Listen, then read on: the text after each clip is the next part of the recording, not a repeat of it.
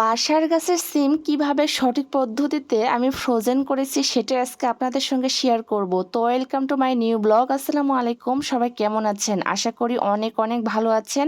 তো আমি আলহামদুলিল্লাহ অনেক ভালো আছি। তো চলে আসলাম নতুন একটা ব্লগ ভিডিও নিয়ে। আজকে আমি শেয়ার করব কিভাবে খুব সহজ পদ্ধতিতে সিম ফ্রোজেন করে রাখতে পারেন সারা বছর। সিম ফ্রোজেন করার জন্য প্রথমে আমি পরিষ্কার বড় পাত্র নিয়েছি। এখানে পরিমাণ মতো পানি নিয়েছি। পানির পরিমাণটা একটু বেশি দিবেন, তাহলে সেদ্ধ খুব ভালো হবে।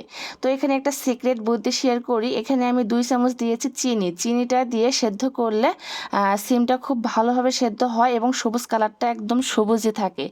আর এভাবে অবশ্যই একবার হলে বানিয়ে দেখবেন।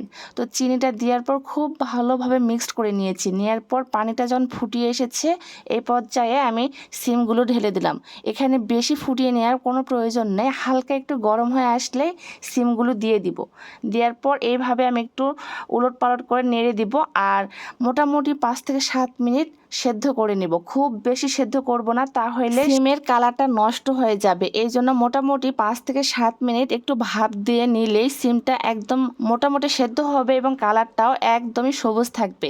তো এইভাবে আমি একটু অনবরত নেড়ে দিব যাতে উপর নিচ একদম ভালোভাবে সেদ্ধ হয়ে যায়। আমার মতো কোন কোন আপু ভাইয়াদের সিম অনেক বেশি পছন্দ অবশ্যই কমেন্টে জানাবেন। কে কোন জেলা থেকে আমার ভিডিওটি দেখতেছেন সেটাও কমেন্টে জানাবেন। এই পর্যায়ে সিমটা মোটামুটি সেদ্ধ হয়ে গিয়েছে। এখন আমি চুলা থেকে নামিয়ে নিব। এখন ছিদ্রযুক্ত একটা পাত্রের মধ্যে সিমের এই পাত্রটা পানিটা ঢেলে দিব।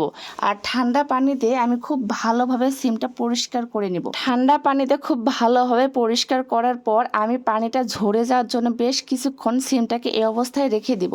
বেশ কিছুক্ষণ রাখার ফলে সিমের মধ্যে যে এক্সট্রা পানি আছে সেই পানিটা ঝরে যাবে। পানিটা খুব ভালোভাবে ঝরে গেলে আমি একটা ছড়ানো প্লেটের মধ্যে সিমগুলোকে ঢেলে দিব আর খুব চার সাইডে ছড়িয়ে দিব যাতে সিমের মধ্যে কোনো এক্সট্রা পানি না থাকে।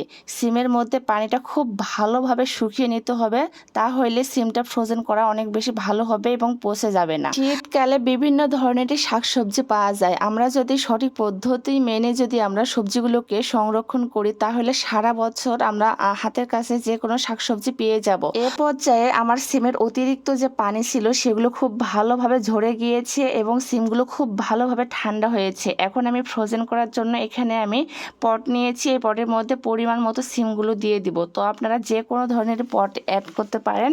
সিমগুলো দেওয়ার পর আমি ঢাকনা লেগে দিয়ে একদম ডিপ ফ্রিজে রেখে দিব। এটা মোটামুটি 8 থেকে 10 মাস খুব ভালো থাকবে। এভাবে আপনারা সংরক্ষণ করে দেখবেন, আপনাদের সকলের কাছে ভালো লাগবে। সবগুলো সিম আমি মোটামুটি 3টা পটের মধ্যে ভর্তি করেছি। এটা এখন আমি ডিপ ফ্রিজে রেখে দিব মোটামুটি 8 থেকে 10 মাসের মতো।